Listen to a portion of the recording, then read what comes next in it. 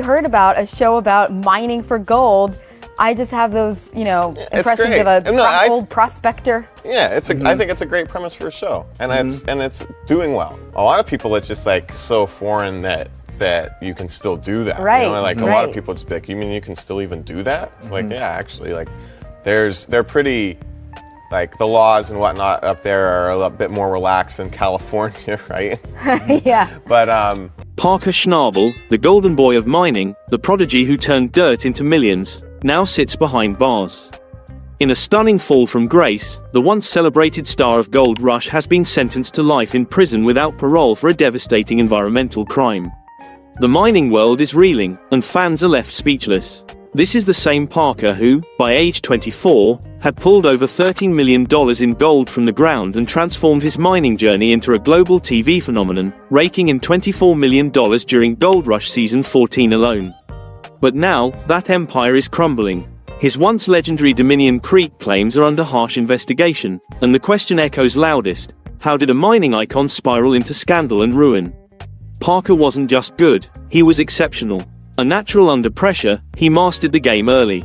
By 24, he wasn't just surviving, he was dominating.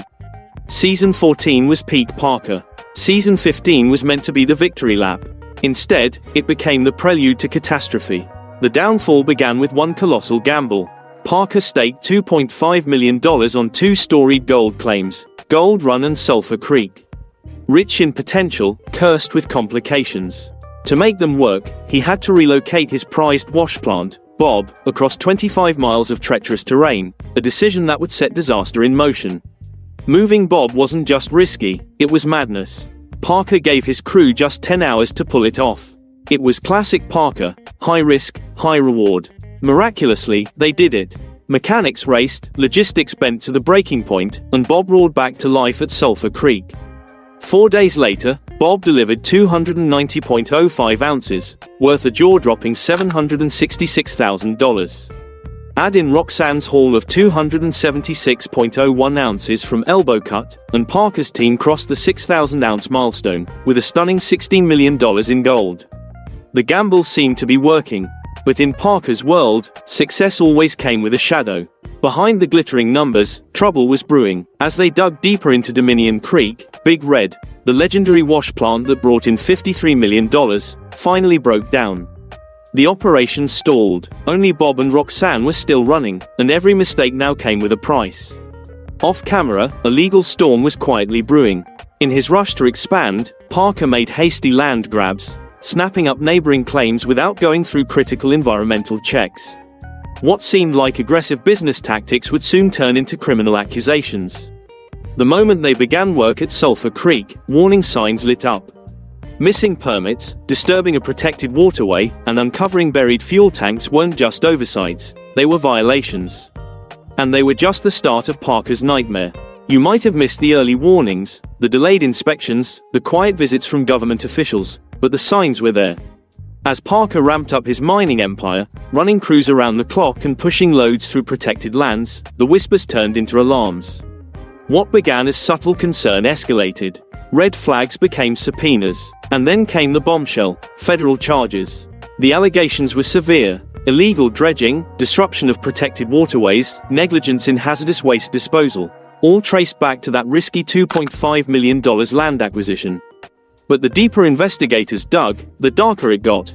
Missing permits, falsified inspection documents, and accusations that subcontractors had been pressured to sign off on incomplete reports, allegedly at Parker's behest. Gold Rush was no longer about striking it rich. It was about the unraveling of a mining empire. Prosecutors painted a damning picture. Parker, once the face of modern mining, had knowingly bulldozed past legal boundaries, putting profit ahead of environmental safety.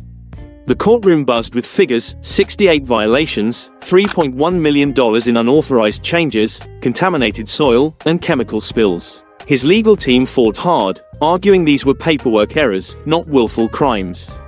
But then, the smoking gun surfaced. An internal email leaked. In it, Parker instructed his crew to ignore government oversight and prioritize production at all costs. It was a dagger to the defense's claim of innocence. Then came the betrayal that stunned everyone. A former crew member stepped forward, testifying that Parker had known about the regulatory lapses and had pressed ahead anyway. That revelation flipped the case. It wasn't about oversight anymore, it was about intent. Parker, the relentless go-getter, had allegedly chosen speed over safety, ambition over accountability. What followed was a courtroom reckoning. The story of a young leader obsessed with hitting a 10,000-ounce target, no matter the cost, came into sharp focus. Environmental destruction, falsified records, regulatory deception. This wasn't just a mistake, it was a pattern. And as the charges mounted, so did the consequences. Obstruction of justice was the final blow. What began as missteps snowballed into a legal avalanche. The court ruled that Parker's actions caused irreversible environmental damage, triggering sentencing guidelines that left even seasoned lawyers stunned. But then came the twist no one saw coming. There was no media circus, no handcuffs, no headline-grabbing mugshot. Parker simply disappeared, vanishing from the public eye without a word. The sentence was delivered, but the drama played out in silence. No press conference, no statements. Speculation exploded. Was he negotiating restitution, hidden in protective custody? No one knew for sure. The quiet around Parker Schnabel, the most recognizable face on Gold Rush, was deafening. And perhaps that's what made it feel so final. Here was the man who'd mined millions before most people finished college. Who pulled $24 million in season 14 alone. And yet, he never lived like a mogul. No flashy homes. No sports cars. At the height of fame, he slept on a friend's couch in LA. Parker spent his fortune on moments, not mansions. Trips with his dad, hunting with his crew, front row World Series seats, Vegas weekends. He chased experience over ego. But now, he was gone. For Parker Schnabel, it was never about the money. It was about loyalty. It was about building something that would last longer than gold ever could. To him, memories mattered more than wealth, and his rise was grounded in that belief. That mindset came from his roots. His great-grandfather carved out a life in Alaska's unforgiving wilderness, and his grandmother joined him in 1937, becoming part of a story bigger than either of them. Parker's father still wakes up at 4:30 a.m. to work, a daily ritual, a symbol of the grit that runs deep in the Schnabel bloodline. That same relentless work ethic molded Parker and made his fall from grace all the more devastating. His summers were sacred. Long before TV cameras and million-dollar deals, Parker spent his youth learning from his grandfather, mining lessons, yes, but also life lessons. It wasn't about the gold. It was about the legacy. He knew one truth: money disappears, but what you leave behind lasts. Now, everything he worked for hangs by a thread. Season 15 was supposed to be his resurrection, a comeback. His 10,000-ounce goal was within reach. Instead, fans have dubbed it the cursed season. Equipment failures, permit issues, lawsuits. It was as if fate itself had turned against him. Despite the chaos, Parker did what he always did: dig in and grind harder. But the walls kept closing in. The $16 million he mined that year, frozen in legal disputes. His once loyal crew, dispersed. Some stayed quiet, others tried to keep operations afloat, but nothing felt the same without Parker steering the ship. Dominion Creek was Parker's biggest bet, his all-in move. Unlike past ventures, he didn't lease the land. He bought it outright for $15 million. No safety nets, no royalty fees, but the gold was buried deep, 40 feet down. Extracting it would cost millions in machinery, fuel, manpower, and time. The reward, a potential 80,000 ounces of gold, worth $160 million at today's rates. The strategy was bold: mine 10,000 ounces a year over 6 years to hit the mother lode. But there was a deadline: the water licenses and permits would expire in 6 seasons. If regulators pulled the plug, the dream would die. So Parker pushed harder, driving his crew to move mountains of dirt. The grind was brutal. Machines failed. People burned out. Every delay came at a cost. And failure, not an option. That pressure changed everything. Parker had always thrived in chaos, calculating risks, managing crews, reading the land. By 24, he'd mined $13 million. By season 14, that number ballooned to $24 million. But this was a new kind of pressure. Dominion wasn't just a big site, it was a make-or-break moment. And Parker's biggest fear wasn't losing money.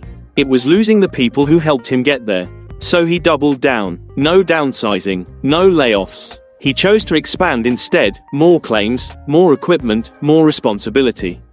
He bet everything on growth. His reach stretched beyond Dominion Creek. In season 15, Parker was chasing 10,000 ounces, but disaster struck. Equipment failures, permit issues, and legal threats piled up, and by the end of the season, his $16 million haul was frozen in legal limbo. Parker's future was suddenly uncertain. His team scattered, and the legacy he worked so hard to build teetered on the edge. Despite his success, Parker never chased fame or fortune. He lived simply, reinvesting in risk. His net worth was far less than expected, around $8 minus $10 million in 2024, showing his focus wasn't on luxury. It was always about pushing the limits, whether in Alaska or on Parker's Trail, where he ventured into some of the world's harshest environments. But the gamble that started with a $17 million bet on Dominion Creek pushed him too far. He expanded rapidly, managing more claims and deals. But as the stakes grew, so did the pressure. With $200 million on the line, the weight of it all finally became too much. Now, Parker's legacy is at risk. The golden era of Gold Rush may be over, and fans are left wondering, can Parker rise again, or has his trail come to an end?